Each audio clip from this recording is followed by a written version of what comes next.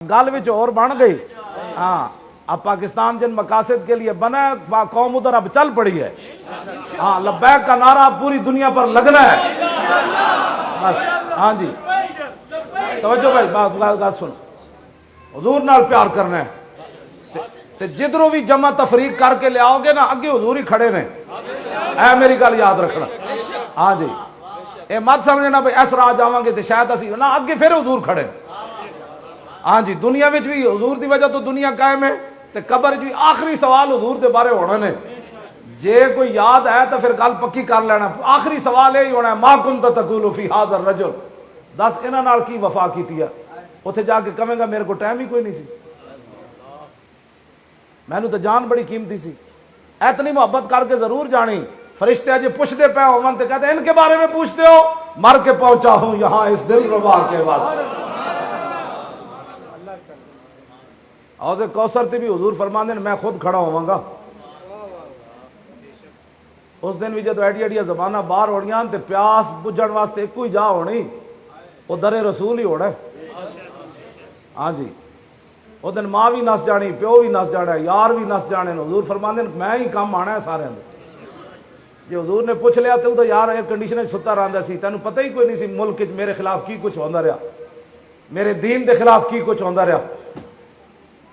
میرے آقا نو ایتھے پتھر ماریا کافراں نے ایتھے کر کے. اے میں تو غزوہ جڑا حضور دا سفر طائف ہے نا کہ بلا میں ساری زندگی بیان نہیں کیتا. میں کی قوم اس قوم نو دساں جڑے چاولاں تے لڑ دین. میں انہاں نو دساں حضور نو اتنے پتھر پے اس جگہ, پھر حضور دا خون مبارک کتنی جگہ بہ گیا. جڑے اتنے چاولاں تے ایک دوسرے تے گریبان نپ رہے ہوندے, انہاں نو کی پتہ ہے حضور نو طائف وچ کتنے پتھر مارے لوگاں. آج اس دین میں گل کرو لوگاں نو 11,000 وولٹ دا کرنٹ لگدا ہے. او چھڈو جی مولوی صاحب, اور میں آکھا مولوی نو تے چھڈ, دین مصطفیٰ نو تے گڑے لا نا. ہاں جی حضور دے دین تے گڑے لا نا یار, جس دین واسطے امیر حمزہ دے ٹکڑے ہو گئے. صحابہ کہندے آخر وقت تک حضور رو پیندے سن امیر حمزہ دا نام سن کے. سامنے چچا جان دے کلیجے تے جگر کڈے ہون. کیوں جی تے انس بن نضر دا کیما ہو جائے میدان احد وچ.